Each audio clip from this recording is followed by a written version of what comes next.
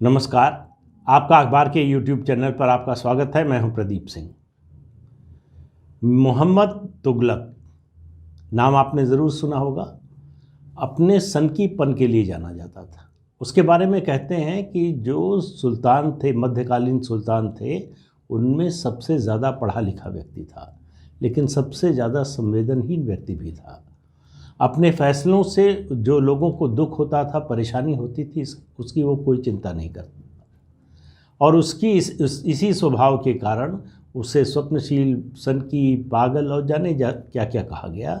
और तमाम इतिहासकारों ने उसे आखिर में अधर्मी घोषित किया। वो अपनी राजधानी दिल्ली से दौलताबाद ले गया और फिर दौलताबाद से दिल्ली ले आया। तो मोहम्मद तुगलक केवल 14वीं शताब्दी की बात नहीं है। अगर मुझे ठीक तारीख याद है तो वो 14वीं शताब्दी में 1300 कुछ में उसका देहांत हो गया था। 21वीं शताब्दी में भी मोहम्मद तुगलक है जो तुगलकी फैसले लेते हैं। उसके नाम से ये मुहावरा ही चल गया। अगर कोई इस तरह के सनकीपन के फैसले ले तो उसको तुगलकी फैसला कहा जाने लगा। उससे मतलब उसके बाद आपको कुछ और विस्तार में बताने की ज़रूरत नहीं है। तो मैं जब मोहम्मद तुगलक की बात कर रहा हूँ तो मुझे इस समय दो नेता भारत के याद आ रहे हैं, उनके नाम याद आ रहे हैं। एक नीतीश कुमार, वो ऊंची पायदान पे है, उनसे नीचे हैं अरविंद केजरीवाल। अब एक ऐसा मुद्दा है जिस पर दोनों के परस्पर विरोधी विचार हैं, उसकी बात में करेंगे। पहले नीतीश कुमार की बात करते हैं। नीतीश कुमार इस समय समाज सुधार यात्रा पर निकले हुए हैं। 20 दिसंबर को उन्होंने टाइगर रिजर्व में बिहार में अपनी कैबिनेट की मीटिंग की, आखिरी मतलब यात्रा पर निकलने से पहले आखिरी बैठक की, और उसके बाद वो यात्रा पर निकल गए हैं। 15 जनवरी तक ये समाज सुधार यात्रा चलेगी। अब आप बताइए कि देश में जो लोकतंत्र है, जिसमें पार्टियां चुनाव लड़ती हैं, लोग वोट देते हैं, मतदाता वोट देते हैं, जनादेश देते हैं और एक सरकार चुनते हैं, उससे उम्मीद करते हैं कि वो गवर्नेंस करेगी, वो उनके जीवन को बेहतर बनाने का प्रयास करेगी, वो ऐसे सरकारी फैसले लेगी, ऐसी सरकारी योजनाएं बनाएगी जिनसे उनके जीवन में सुधार हो, उनका जीवन स्तर सुधरे। समाज सुधार करने के लिए लोग सरकारें नहीं चुनते हैं। समाज सुधार करने के लिए समाज सुधार की संस्थाएं हैं, धार्मिक संस्थाएं हैं, तमाम लोग हैं जो समाज सुधार का काम समय समय पर करते रहे हैं, करते रहते हैं और आगे भी करते रहेंगे। किसी राजनेता से जिसको प्रशासन सौंपा गया हो, उससे ये उम्मीद नहीं होती। लेकिन अगर वो प्रशासन के साथ साथ ये भी करे तो इसमें कोई बुराई नहीं है। लेकिन सवाल ये है कि जब आप गवर्नेंस न करने का एक बहाना खोज रहे हों और समाज सुधार की बात करने लगे, तब चिंता की बात होती है। बिहार में गवर्नेंस पिछले 11 साल से बड़ा मुद्दा बना हुआ है और पिछले कुछ सालों में और ज़्यादा। नीतीश कुमार जो गुड गवर्नेंस का प्रतीक बन गए थे, उन्हीं के राज में, उन्हीं के रहते अब हालत ये है कि गवर्नेंस के नाम पर बिहार लगातार नीचे जा रहा है। आप कोई भी मानक उठाकर देख लीजिए।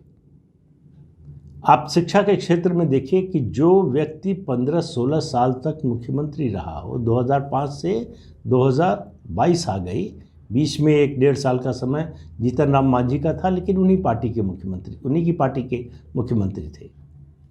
तो इतना लंबा वक्फा मिला हो, जिसको इतना लंबा समय मिला हो, शिक्षा के क्षेत्र में कुछ नहीं किया, स्वास्थ्य के क्षेत्र में कुछ नहीं किया, बुनियादी ढांचे के क्षेत्र में कुछ नहीं किया, कृषि में कोई बड़े सुधार का कदम नहीं उठाया। बिहार मूलतः कृषि प्रधान राज्य है, एग्रीकल्चर पर डिपेंडेंट है।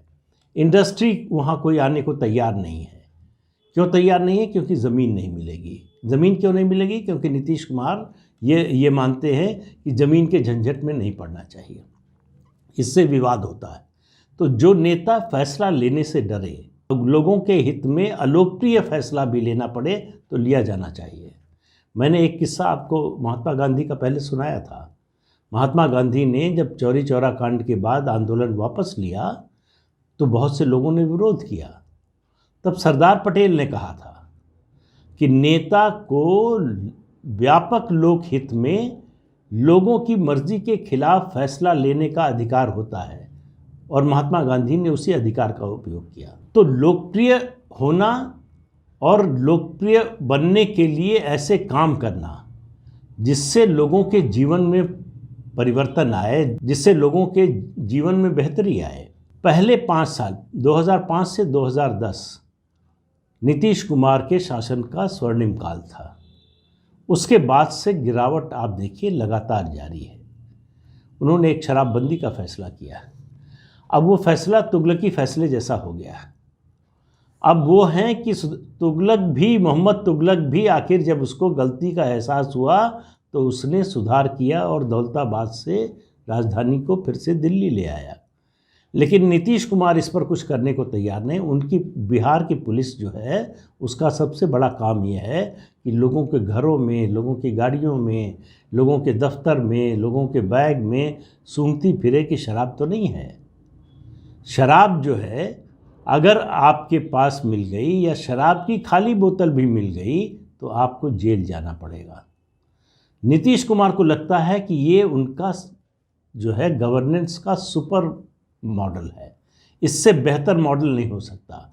समाज सुधार का सबसे बड़ा काम वो कर रहे हैं। इससे बड़ा काम आज तक इतिहास में किसी ने समाज सुधार का किया नहीं है। मैं इस पर पहले भी 2 बार जो है बोल चुका हूँ, वीडियो बना चुका हूँ अलग अलग जो है तथ्यों की रोशनी में। आज फिर ये बात कह रहा हूँ। क्यों कह रहा हूँ कि ये अजीब सी स्थिति बनी है अपने देश में। 2 राज्य सरकारें हैं, एक बिहार की, एक दिल्ली की। दिल्ली की सरकार ने शराब पीने की उम्र 25 साल से घटाकर 21 साल कर दी। 21 साल ही नहीं कर दी, सारे सरकारी ठेके बंद करके सब शराब का व्यापार जो है निजी हाथों में दे दिया, लाइसेंस दे दिए ठेके के। अब गली गली मोहल्ले मोहल्ले में लाइसेंस मिलेगा और शराब की दुकानें खुलेंगी। और आप याद कीजिए, शराबबंदी से पहले नीतीश कुमार ने भी यही काम किया था। पहले गली गली में, गांव गांव में शराब बिकवाई। जब शराब उपलब्ध हो गई, लोग पीने लगे और शराब का प्रचार प्रसार सब बढ़ गया तो शराबबंदी लागू की। अब शराबबंदी लागू करने की अपनी ज़िद में इस कदर वो अड़े हुए हैं कि उसका हानि लाभ, उसका नफ़ा नुकसान देखने को तैयार नहीं है। कोई भी नीतिगत फैसला लेने का चुनी हुई सरकार को अधिकार होता है, और अगर उसको लगता है कि ये व्यापक जनहित में है तो उसको लागू करना चाहिए। सख्ती करनी पड़े तो सख्ती भी करनी चाहिए, लेकिन किसी भी पॉलिसी का, किसी भी नीतिगत फैसले का, किसी भी कार्यक्रम का सरकार के एक मिड टर्म या एक अप्रेजल तो होना चाहिए कि इससे फ़ायदा हो रहा है, नुकसान हो रहा है, जिस मकसद के लिए किया था वो हासिल हो रहा है कि नहीं हो रहा है। पहले से ही आप ज़मीन के कारण जो है बिहार में इंडस्ट्री को आने नहीं दे रहे हैं कि आप लैंड एक्वायर नहीं करेंगे, इसलिए जो है ज़मीन को लेने आएगा नहीं, कौन झमेले में पड़े। तो बिहार जो है औद्योगिक रूप से पिछड़ा था और पिछड़ा ही रहेगा। ये तो आपने तय कर दिया अपना नीतिगत फैसला एक तरह से। तो सरकार का जो मुख्य काम है शिक्षा और स्वास्थ्य, उस क्षेत्र में कोई बड़ा काम किया होता, कोई बड़ा सुधार किया होता। जो एग्जिस्टिंग इंफ्रास्ट्रक्चर है इन दोनों क्षेत्रों का, उसमें कोई व्यापक परिवर्तन किया होता। आज भी नीतीश कुमार के 16 साल के राज के बाद भी बिहार के युवकों को शिक्षा के लिए, बिहार के लोगों को इलाज के लिए बिहार से बाहर जाना पड़ता है। ये किसी भी सरकार के लिए बड़ी शर्म की बात है। ये किसी भी जो है नेता के लिए जो गुड गवर्नेंस का दावा करता हो, जो सुशासन का दावा करता हो, उसके लिए शर्म की बात है। मैं शराब की बात नहीं कर रहा हूँ, छोड़ दीजिए। चलिए मान लीजिए नीतीश कुमार ने फैसला किया, बड़ा अच्छा फैसला है। आप ये बताइए कि आपने शिक्षा और स्वास्थ्य के क्षेत्र में क्या किया, कितने मेडिकल कॉलेज खुले, जो भी शिक्षा व्यवस्था है, जितने विश्वविद्यालय हैं बिहार में, उनकी शिक्षा के स्तर में सुधार हुआ क्या? प्राथमिक शिक्षा, माध्यमिक शिक्षा, उसके स्तर में सुधार हुआ क्या? नहीं हुआ तो इसके लिए जिम्मेदार कौन है? और कुल मिलाकर आप खेल खेलेंगे, समाज सुधार का करेंगे, और दूसरा कार्ड आपके पास है मुस्लिम प्रेम का, जिसको आप धर्मनिरपेक्षता का नाम देते हैं, कि चीफ सेक्रेटरी जो है मुसलमान को बना दिया, मुसलमान आईएएस अधिकारी को बना दिया। हम चीफ सेक्रेटरी की योग्यता पर कोई सवाल नहीं उठा रहे। इसके जरिए नीतीश कुमार जो मैसेज देने की कोशिश कर रहे हैं उस पर सवाल उठा रहे हैं। वो अपनी सहयोगी बीजेपी, जिसके कारण मुख्यमंत्री बने हुए हैं, उसको संदेश देने की कोशिश कर रहे हैं। उनकी पार्टी के नेता कह रहे हैं कि नीतीश कुमार बांटते नहीं हैं। दुर्गा मूर्ति विसर्जन का जुलूस, उस पर गोली चलेगी, लाठी चलेगी, तो ये बांटना नहीं है। लेकिन चीफ सेक्रेटरी जो अपनी योग्यता से वहाँ पहुँच रहा है, उसको, उसके अपॉइंटमेंट को, उसकी नियुक्ति को आप अपनी धर्मनिरपेक्षता के सिंबल की तरह और झंडे की तरह दिखाने की कोशिश कर रहे हैं। तमगा बता रहे हैं कि हमने एक मुसलमान को, दरअसल आप उसकी योग्यता को कम कर रहे हैं, योग्यता पर सवाल उठा रहे हैं। सवाल यह है कि वो अपनी मेरिट पर बने हैं चीफ सेक्रेटरी, या आपकी धर्मनिरपेक्षता के कारण, अपने धर्म के कारण बने हैं। दूसरी तरफ अरविंद केजरीवाल हैं, एक तरफ नीतीश कुमार हैं जो कहते हैं कि शराब पीने से, छूने से, बल्कि खाली बोतल रखने से भी समाज नष्ट हो जाएगा, बर्बाद हो जाएगा, युवा पीढ़ी खत्म हो जाएगी, उसका कोई भविष्य नहीं बचेगा। दूसरी तरफ अरविंद केजरीवाल हैं, कह रहे हैं कि शराब पियो और जल्दी पियो, 25 साल की उम्र होने तक इंतज़ार करने की ज़रूरत नहीं है, 21 साल से ही पीना शुरू कर दो, जितनी चाहो उतनी पियो, सब जगह सुलभ है, सर्व सुलभ है। तो सवाल ये है कि एक ही देश में ये दोनों नीतियाँ, कोई इनमें से एक ही तो सही हो सकती है।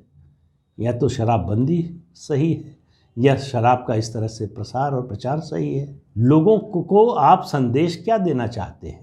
लोगों ने आपको चुनकर भेजा कि उनकी रोज़मर्रा की जो ज़रूरत है, उनके जीवन स्तर को बेहतर बनाने की, वो अपने बच्चों को अच्छी शिक्षा दे सकें, अपने परिवार के लोगों का अच्छा इलाज कर सकें, वो अच्छी परिवहन व्यवस्था उनको मिले, उनके लिए आना जाना सुगम हो, उनके लिए जीवन सुरक्षित हो। इस सब के लिए कुछ करने की बजाय अगर एक राज्य की पुलिस केवल शराब और शराबियों को पकड़ने में लगी रहेगी तो कानून व्यवस्था क्या संभालेगी? और उसका नतीजा दिखाई दे रहा है बिहार में। जिस लालू प्रसाद यादव के राज को लालू और राबड़ी के राज को जंगल राज कहते थे नीतीश कुमार, धीरे धीरे नीतीश कुमार के नेतृत्व में उसी ओर जा रहा है बिहार। और बिहार में भारतीय जनता पार्टी की जो इकाई है वो तो शिखंडियों का जमावड़ा है, तो इसलिए उसके पीछे से वार करते हैं नीतीश कुमार बीजेपी पर, उसको रक्षा कवच बनाकर कि भाई बीजेपी भी तो हमारे साथ है, हमने फैसला लिया तो जाहिर है कैबिनेट का फैसला हुआ, मंत्रिमंडल का फैसला है, तो उसमें बीजेपी भी शामिल है।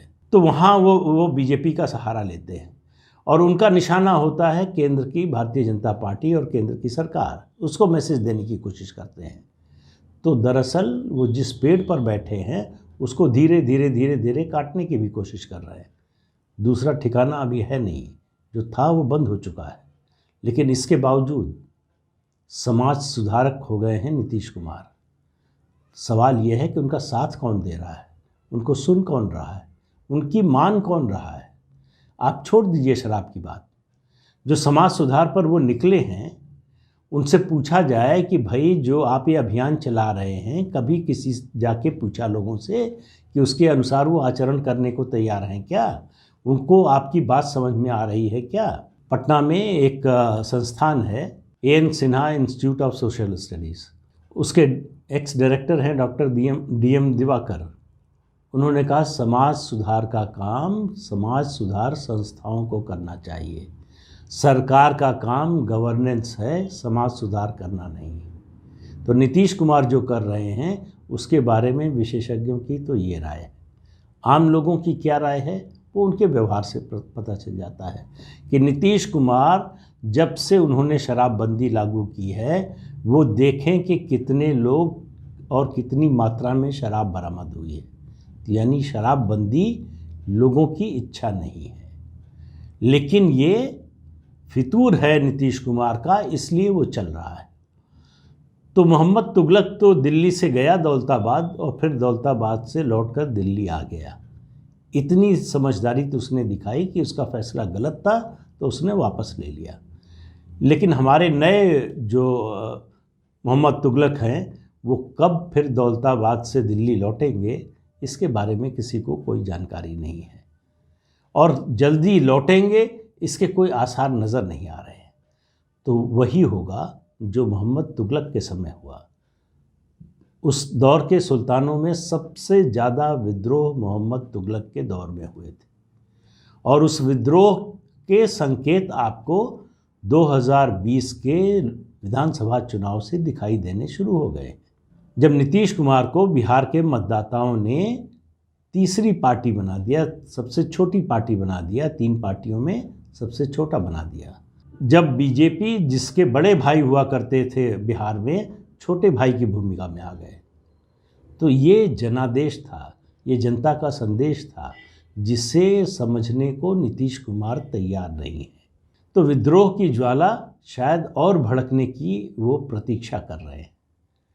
तो लोगों की भावना से नहीं खेलना चाहिए। चुनी हुई सरकार का काम है कि लोगों की अपेक्षा के अनुरूप काम करे और समझे कि कहाँ जन भावना खिलाफ जा रही है, कहाँ पक्ष में है। नीतीश कुमार इस बात को स्वीकार करने को तैयार नहीं। तो आज के अंक में इतना ही। अगले अंक में फिर मिलेंगे किसी नए मुद्दे के साथ। तब तक के लिए इजाज़त दीजिए। नमस्कार। आपसे अनुरोध है कि ये चैनल देखिए, शेयर कीजिए, लाइक कीजिए और सब्सक्राइब ज़रूर कीजिए। नमस्कार।